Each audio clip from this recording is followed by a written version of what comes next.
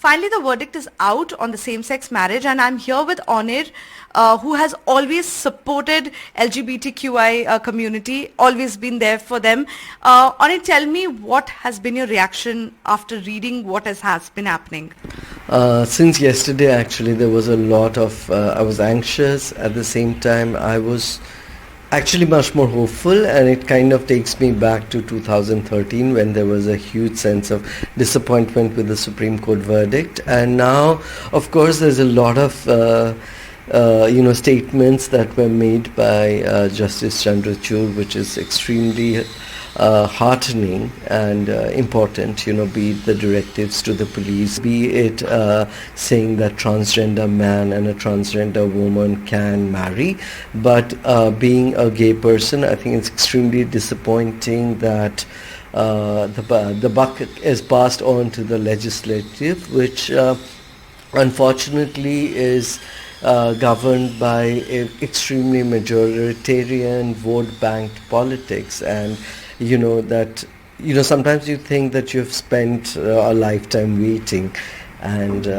again now you're waiting and you're at the mercy of people who are primarily, a lot of them are homophobic, and it's kind of also extremely unfair. It makes you think that why my life is dependent on judgment where no one from my community has any say in what the judgment would be. There is no representation of the community deciding what is okay for a life. And even in the parliament, there is not, though we are told that, we are a sizable population, even if it's a minority, it's not a tiny minority, but we don't have any such representation in the parliament or anywhere in court to actually be deciding about what should happen with our lives. And as equal citizens in this country, it's extremely disappointing to see that again it is a process where there's no time frame line either. Though the judgment says that the center should address these issues, but there is no timeline. It can just go on forever. We have seen that nothing was done by this government when it came to decriminalizing homosexuality till the Supreme Court took it up, and we were all hoping that this would be the same. There are of course challenges of how things can be amended, but I think if you want a better world, if you want a world where we all are more equal, that can be done. And absolutely, I agree with you. But Onir, can you tell me now, like you said, there's no timeline to it. Anything that you wish they would have said better, like you said, a timeline should have been given.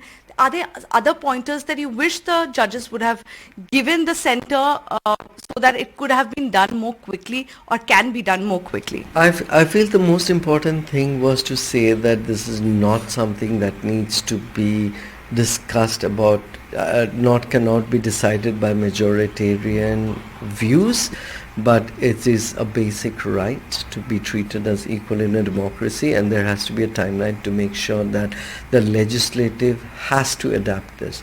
It's not a choice. They need to implement this because it is a flaw in the system that does not allow us, and that needs to be corrected. It's not something that has to be discussed, because like the attorney from the government, if is now is going on and on about it being in Western culture and we need to so it comes from homophobia, it comes from ignorance, and it comes from, and also it's dangerous because it perpetuates lies about someone else's identity. And I feel that to be left at the mercy of these people is not a nice feeling. Very cruel. Yeah.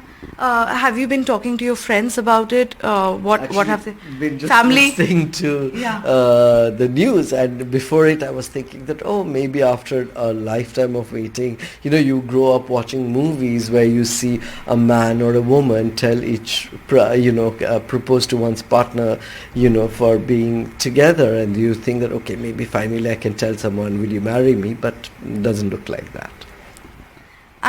All I can say is I'm really sorry that you're so disappointed, but there's always hope, right? Hoping.